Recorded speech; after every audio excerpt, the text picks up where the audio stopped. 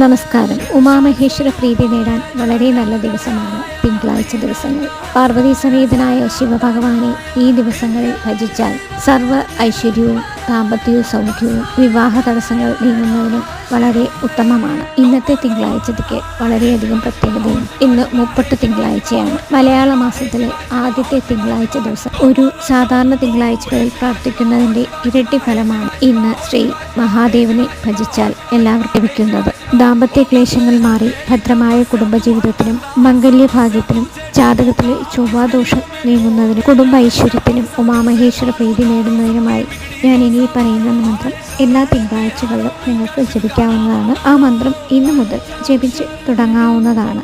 ഈ മന്ത്രം ചൊല്ലുന്നതിനായിട്ട് ഒരു നെയ്വിളക്ക് കത്തിച്ചു വെച്ച് അതിന് മുന്നിലിരുന്ന് വേണം ജപിക്കാനായിട്ട്. അത് ഇരട്ടി ഫലം നൽകുന്നതാണ്. മന്ത്രം: ഓം ഹ്രീം ശ്രീം വം ശിവായ നമഃ.